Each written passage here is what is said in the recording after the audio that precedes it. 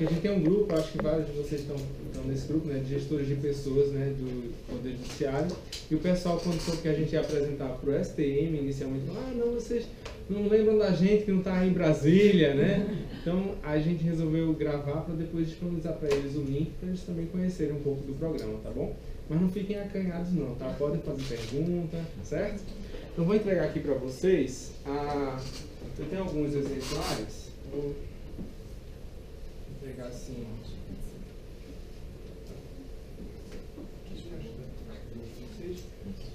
Esse aqui é o nosso programa de desenvolvimento gerencial, né?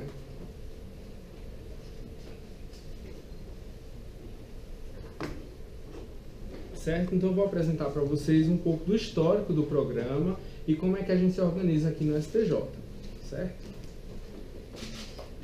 É importante falar inicialmente que a gente, diferente do TJ, que já tem uma escola, né, a gente hoje funciona dentro da Secretaria de Gestão de Pessoas. Existe uma coordenadoria de desenvolvimento de pessoas e dentro dessa coordenadoria tem uma seção de aprimoramento gerencial e cidadania, que além de outras ações de cidadania, trabalho de valores, ambientação, cuida da parte do desenvolvimento de gestores do tribunal, certo? Então tem um programa de desenvolvimento gerencial aqui. O STJ é conhecido como um pioneiro em investir nessa parte de desenvolvimento gerencial.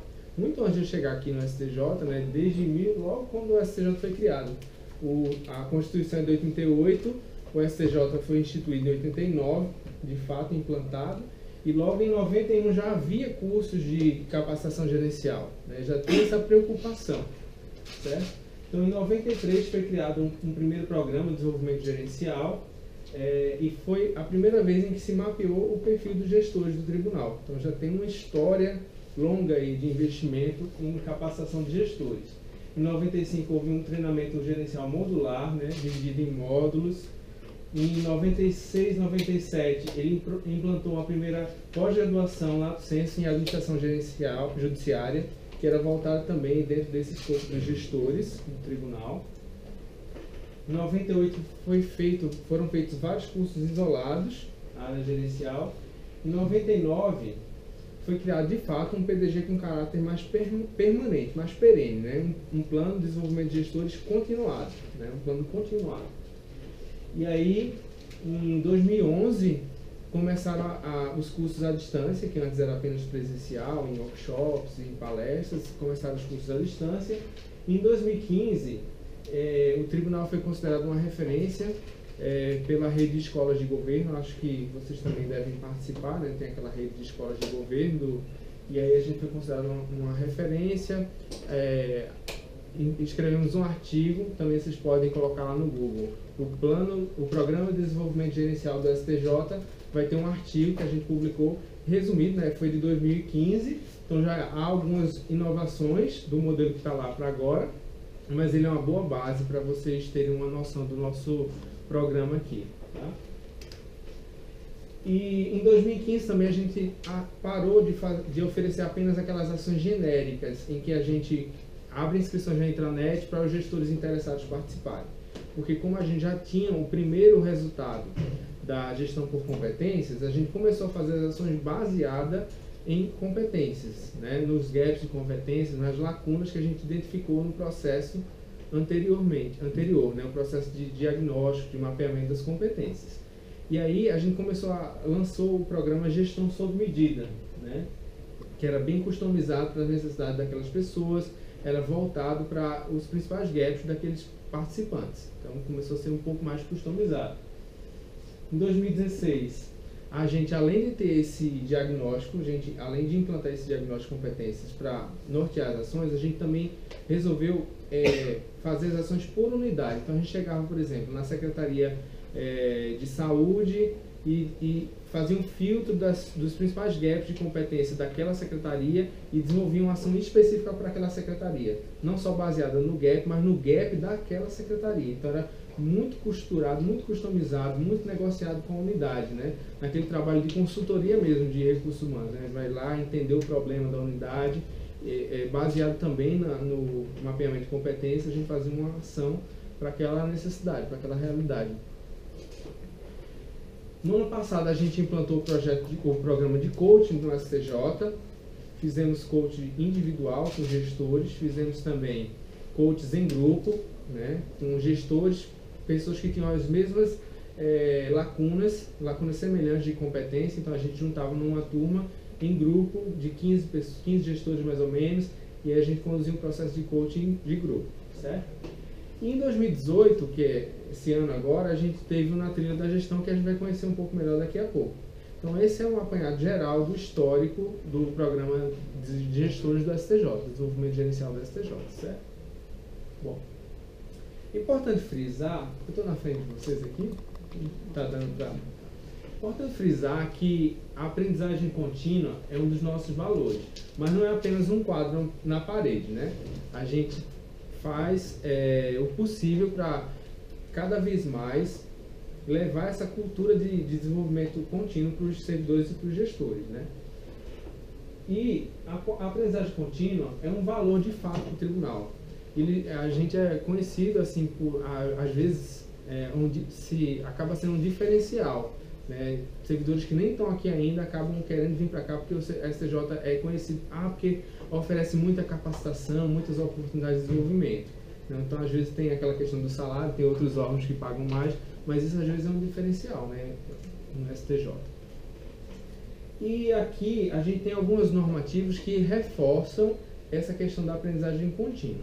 Primeiro que eu queria destacar é isso aqui, ó, que o tempo em capacitação é considerado como hora trabalhada, né? Isso tem uma portaria do CNJ, uma resolução, aliás, do CNJ que recomenda isso. Isso também está implantado aqui no STJ. Então, se você passa uma manhã numa capacitação liberado por seu gestor, você não precisa repor essas horas.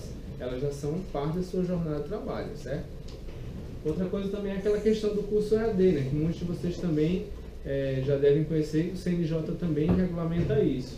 Que a hora que os servidores do STJ podem usar uma hora da sua jornada de trabalho para participar de ações à distância oferecidas pelo tribunal. Então, esses são exemplos de que o tribunal investe na aprendizagem contínua. Em relação aos gestores, né, em outros normativos, eu trouxe alguns exemplos aqui, ó. O gestor deve comprometer-se com o processo de capacitação dos colaboradores e com o seu próprio desenvolvimento. O gestor deve ter papel proativo no gerenciamento do próprio desenvolvimento, com vistas ao desempenho proficiente de suas atividades no tribunal. Então, assim, outros normativos evidenciam essa importância da aprendizagem contínua. Bom, esse normativo aqui vocês devem conhecer, né, que é a portaria conjunta número 3 de 2007, que estabeleceu que os gestores, né, dos órgãos signatários da portaria precisavam cumprir 30 horas de capacitação gerencial a cada 2 anos, certo? Isso também se aplica aqui ao STJ. E a gente também tem uma outra portaria interna que regulamenta mais isso aí, certo? Essa é a conjunta e tem uma interna também. Quem é responsável por esse desenvolvimento gerencial? Como eu falei para vocês, no manual da organização, a própria seção de aprimoramento gerencial e cidadania tem esse papel de fomentar o desenvolvimento dos gestores no tribunal. Ok? Aí, sempre tem aquele problema, mas o que é considerado ação gerencial, né? Porque se a gente deixar muito solto, muito livre, cada unidade quer puxar a sardinha para o seu lado, né? Quer puxar a sardinha, não, mas o curso, por exemplo, o curso do SEI, que é o nosso sistema de documentos, né? de movimentação do processo de documentos, é muito importante. O gestor precisa saber de SEI, né? Mas será que isso é uma competência gerencial? Não. Nem tudo que o gestor precisa saber é considerado competência gerencial para fins da portaria 3, a conjunta número 3 de 2007, certo? Então, a norma dá alguns exemplos. Então, ele dá alguns exemplos. No mínimo, ações de capacitação em liderança, negociação, comunicação, relacionamento interpessoal, gestão de equipes ou correlatos. O problema dessa norma é justamente esse correlatos e esse no mínimo. E aí os gestores, querendo cumprir as 30 horas gerenciais, os gestores das áreas, não, mas é muito importante o orçamento, não, mas é muito importante o sistema não sei das quantas. E aí cada um quer trazer, incluir coisas nessa portaria para poder ficar, entre aspas, livre do cumprimento daquelas 30 horas. Então, para não ficar nessa amplitude desse correlatos, aí a gente tomou por base um modelo teórico que hoje é considerado um dos mais significativos academicamente, teoricamente, que vai delinear o que de fato é e o que não é competências gerenciais. Foi uma forma que a gente achou de delimitar, não deixar essa ingerência tão grande, às vezes uma ação mais política. Não, coloca essa ação também, é muito importante, entendeu? Então a gente fez essa delimitação teórica que nos dá respaldo para entender o que pode ser esse correlato, entendeu? Então a gente adotou esse modelo aí, que é o modelo do Robert Quinn. Ele é um modelo americano, em inglês, mas tem tradução aqui. Ele tem livros traduzidos para o português brasileiro e tudo, enfim. É uma boa referência no mundo inteiro, né? E não só para o setor público, mas para a iniciativa privada, para ONGs, ele é muito conhecido. Tá? Vou explicar um pouquinho para vocês. Basicamente, ele organiza as competências dos gestores em 4 quadrantes. Na verdade, em 8 papéis, certo? Em 8 papéis. Só que a gente, para fins didáticos aqui de comunicação, de explicar melhor para os gestores entenderem melhor o processo, a gente organizou apenas por quadrantes. Então, 4 quadrantes, certo? Eu vou explicar o que é que está em cada um desses quadrantes agora para vocês, certo? Bom, o primeiro quadrante é aquele gestor que é mais focado em resultados, né? Ele é voltado para metas nacionais, baseado naquela teoria da administração científica, de Taylor, de querer resultado. Então, que competências se relacionam com isso? Então, a gente adota aqui, ó, distribuição de atividades, estabelecimento de metas e objetivos, gerenciamento do tempo, habilidade para lidar com problemas e oportunidades, orientação para resultados, planejamento, tomada de decisão. Certo? Então, tudo isso aqui a gente considera como competências gerenciais válidas para aquelas 30 horas lá. Depois disso, depois da era da administração científica, veio uma, entre aspas, contra-reforma, né? Veio Elton Maia e trouxe a teoria das relações humanas. Então também tem um outro grupo de competências voltadas para o lidar com o outro, lidar com pessoas e equipes. Então esse segundo grupo, que tem também visão estratégica, por favor. O segundo grupo é mobilizando pessoas e equipes, certo?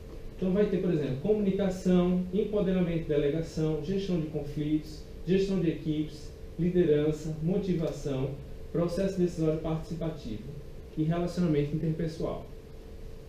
Ok? Depois um pouquinho veio a teoria de Weber, né, da teoria da burocracia. Então o gestor também tem o papel, a competência de organizar os processos de trabalho, de pensar na qualidade das entregas, dos resultados, tem o papel de supervisionar as pessoas. Então toda aquela todos os insumos da teoria burocrática também são reconhecidos como competências gerenciais. É claro que aqui a gente vai pegar não as disfunções da burocracia, né? Porque, né, a gente vai pegar o lado bom da burocracia, que é o acompanhar, que é o controlar, monitorar. Isso também é papel do gestor.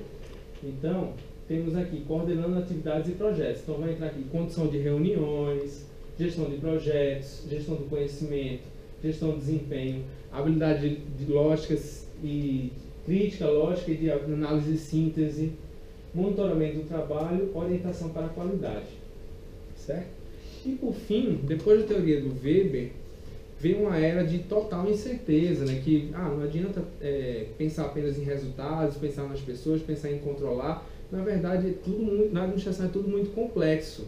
Tudo depende da situação. Então, o gestor também precisava de um grupo de competências voltado a administrar essas incertezas, né? A negociar, a pensar para fora da sua caixinha em relação a outras unidades, até fora da sua organização. Então, construindo acordos e melhorias, que aí teria a apresentação de ideias, atuação em redes organizacionais, captação de recursos, criatividade e inovação, gestão da mudança, gestão de riscos, habilidades políticas, negociação e persuasão, oratória. Certo? Então, e visão sistêmica. Então é assim que eles organizam, que o Robert Quinn organiza, né? É claro que a versão original dele não tinha todas essas competências, a gente foi amadurecendo o processo e adotou essa versão aí aqui no STJ para nortear as nossas ações. Aqui no tribunal a gente tem um público-alvo de cerca de 330, 340 gestores, né? A gente divide em nível operacional, tático e estratégico. Operacional são os chefes de seção, então lá são gestores de equipe, na verdade, né? Tem uma equipe. Nível tático são os coordenadores, é o caso Operacional sou eu, por exemplo, chefe de seção. Coordenadores, eles gerenciam unidades menores. Então, no caso, a Valdelice é uma coordenadora, ela tem várias seções sob a responsabilidade dela. É uma gestora de nível tático. E os demais, que são os secretários, o chefe de gabinete, ministro, o diretor-geral, esses são cargos de nível estratégico, certo? Então, tem 342 gestores. O que é que a gente entende aqui? O que é gestor? Um assessor de ministro, por exemplo, é um gestor? O que é que vocês acham? Um assessor de ministro, né? Aqui é meio polêmico isso, né? Porque cada gabinete é um mundo. Não sei se lá com vocês é isso também. Então, às vezes acontece de um assessor de ministro, ele acaba gerenciando tecnicamente uma equipe. Ele tem um grupo de servidores que ele vai dar assistência. Mas isso não se configura nos termos da nossa lei, a lei da carreira, 11.416, lá de 2006, como gestão, como natureza gerencial. O que é que a gente considera? Lá na norma ela fala, para ser gestor é aquele que tem vínculo de subordinação, que está aqui, que eu tenho uma equipe, eu tenho pessoas vinculadas a mim formalmente, né? Vínculo de subordinação e poder de decisão. Então, o assessor de ministro, na verdade, ele está ali com uma figura que vai assessorar alguém, ele não tem uma equipe formal. Às vezes ele faz uma supervisão técnica, ele dá apoio técnico, mas ele não gerencia de fato aquelas pessoas, não é o gestor. As pessoas não são subordinadas a ele. Ele tem um status diferenciado no sentido de orientação, mas não é um gestor formal. Aqui a gente entende que o gestor, de fato, das pessoas de um gabinete ministro é o chefe de gabinete. Um assessor do ministro está ali para assessorar o ministro, é diferente, ele não está ali para gerenciar a equipe. Às vezes, na composição daquele gabinete, ele exerce uma atividade de supervisão, mas não é não é o caso de ser considerado como gestor, certo? Aí vocês podem me perguntar também. Então, assessoramento a gente já viu que a gente não considera. Lembra que na norma tem lá que é os cargos e funções comissionadas, tem lá de direção, chefia e assessoramento, né? Então a gente considera como cargo gerencial a direção e a chefia, o assessoramento não. Existem até alguns cargos que se chamam assessores, por exemplo, assessor-chefe, né? Não sei se na unidade de vocês nos órgãos também tem, mas ele é um chefe, na verdade, ele tem subordinação e tem vínculo de tomar decisão, tem poder de decisão. Entende a diferença? Ok. E a gente agora, esse ano especificamente, abriu, vocês vão ver isso daqui a pouco, os participantes do projeto de sucessores, né, podem, durante esse ano de 2018, participar das ações gerenciais. Então, ele acaba sendo público também. Né? Claro, num lapso de tempo, né, durante este ano, no ano que vem vai ter um outro grupo e vai ter um outro... esse novo grupo é que vai poder participar das ações gerenciais. Eles não são gestores, mas eles podem participar das nossas ações. Bom, então, como vocês receberam aqui, nesse encarte, existem vários programas. São 6 os programas gerenciais. O primeiro, que é o mais antigo, eu acho, no tribunal, Fábrica de Líderes, que são workshops, oficinas.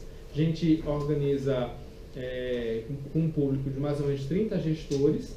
A gente, com base no mapeamento de competências do ano anterior, a gente identifica quais são as competências gerenciais prioritárias para o ano seguinte, né, para trabalhar. E aí, com essas competências, a gente desenvolve ações de Fábrica de Líderes, oficinas, e abre as inscrições na intranet para todo gestor poder participar. Ele se inscreve lá e tal. A gente não faz nenhum filtro. Ah, não, você não está com gap nessa competência. Não, você está. Então pode, não. Nesse tipo de ação aqui, que são mais amplas, né, são oficinas de 30 pessoas, a gente identifica os temas importantes para aquele ano e oferece a todo mundo. Ele vai poder participar independentemente de ter gap ou não, certo? Mesmo ocorre com o encontro com notáveis, que são as nossas palestras para gestores, certo? Com temas gerenciais. A gente identifica os temas mais importantes, contrata, faz o planejamento para aquelas palestras e eles vão participar independentemente de ter gap ou não naquela competência. O terceiro programa é o gestão.com. Ele é toda a parte EAD e híbrida que a gente oferece para os gestores, né? Então, tem cursos que são desenvolvidos por nós mesmos aqui no STJ, tem cursos que a gente contrata da iniciativa privada, né? Compra, aquisições, ou até turma em company, mais EAD. E tem curso que a gente importa de outros órgãos e realiza turmas aqui. Todos esses 3 formatos estão abarcados dentro desse programa gestão.com. Inclusive também podendo ser híbrido, não só EAD exclusivamente, tá? A gente começou mais recentemente um programa de cine debates, né? Tem uns 2 anos, eu acho, 2 anos e meio a 3 anos, que é para debater temas gerenciais com gestores, né? Já fizemos com umas 5 edições mais ou menos, e é sucesso, tem sido sucesso aqui no tribunal. As vagas acabam rapidinho, fica a gente querendo fila de espera, lista de espera. Eles gostam muito desse formato. E também é genérico, eu identifico o tema pelas competências prioritárias, mas eu não limito a inscrição a depender disso, certo? Aí, agora a gente vai para um outro grupo de programas que aí sim vai ser bem vinculado às competências, certo? Que são 2. O primeiro é a gestão sob medida, que é aquele que eu falei para vocês.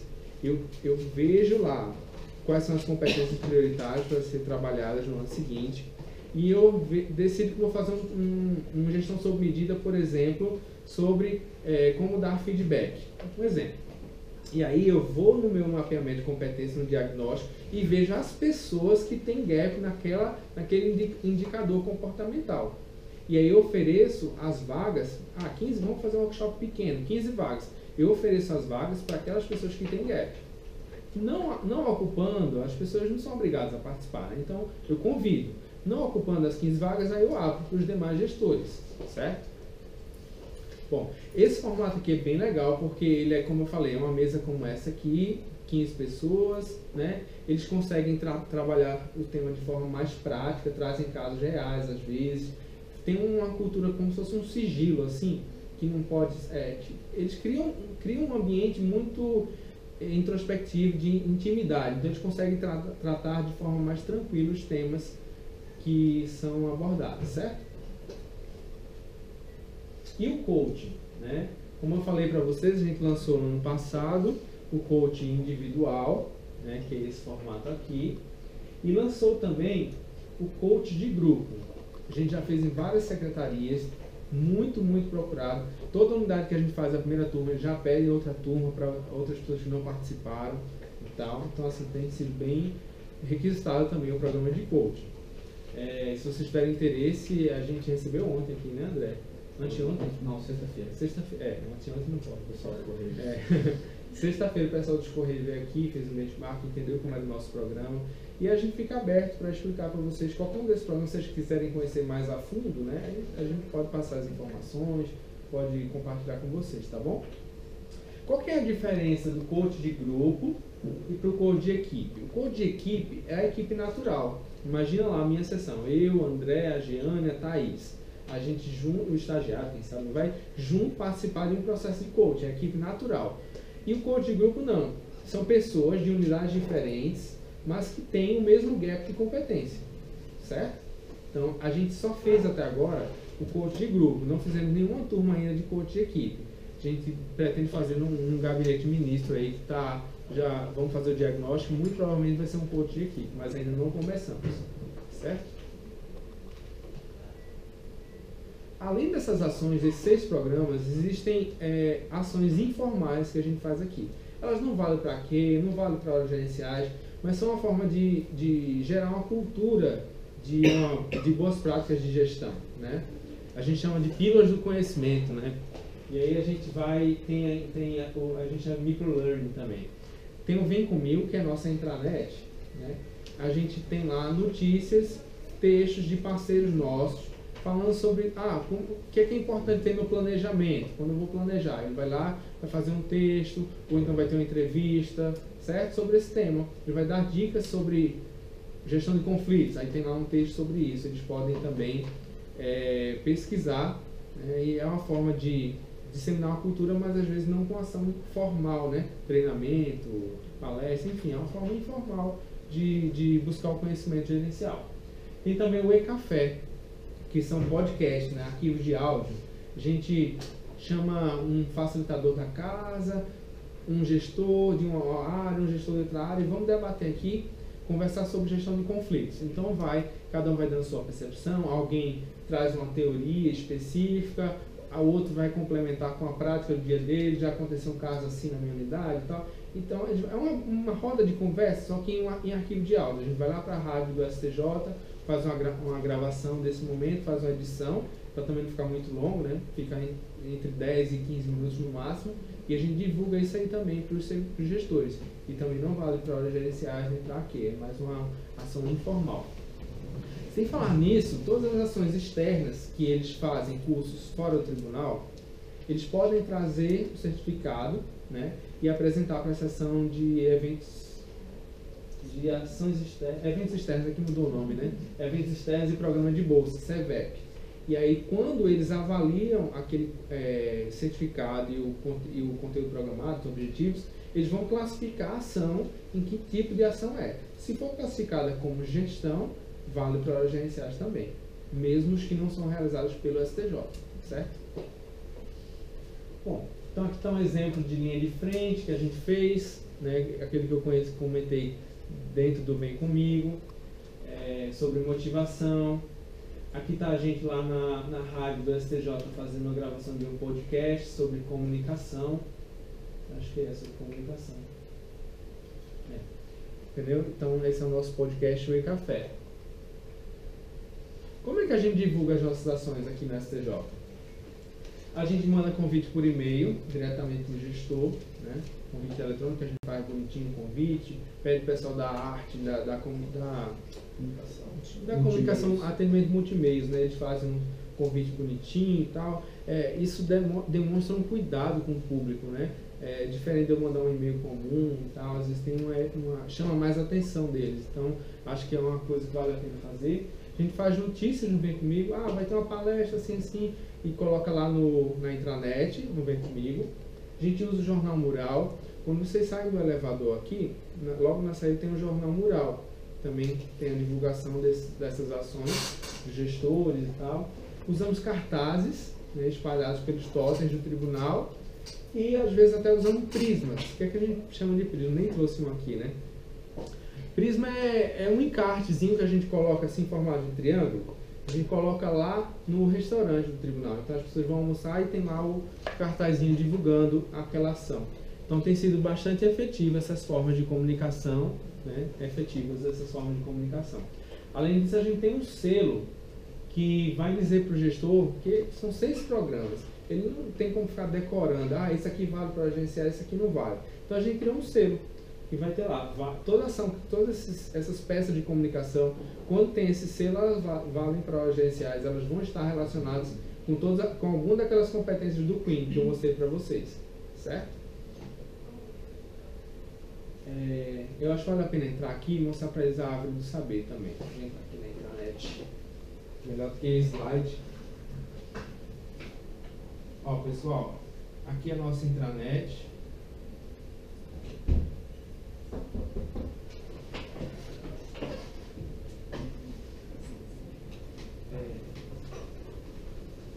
Aqui é a nossa intranet. Eu posso vir aqui em mais links, gestão de pessoas. Aí aqui tem árvore do saber, educação corporativa. Eu clico aqui e vai aparecer a programação. A programação aparece essa árvore aí. Quando a gente clica no ramo aqui, desenvolvimento gerencial, tá vendo? Esse ramo aqui. Cliquei aqui, eu vou ter a relação de todos os cursos de 2018 que valem para horas gerenciais. Eles já podem se programar, né, para participar de algum desses cursos. Por exemplo, tem aqui, encontro com notáveis, empatia e gestão de desempenho. Então ele vai ter lá o público-alvo, o objetivo, a carga horária, o local, a quantidade de vagas, a modalidade presencial, a data, o horário, quem vai ser o facilitador e a unidade responsável. Então eles conseguem, com antecedência, se programar para participar das ações gerenciais, né? Para também não chegar em cima da hora, na conclusão daquelas horas, do prazo que ele tem para cumprir as 30 horas, e aí, meu prazo vai acabar semana que vem. E aí ele não consegue ter uma ação que valha para horas gerenciais. Então assim, com essa programação ele consegue ter uma divulgação prévia do nosso planejamento de ações de desenvolvimento gerencial.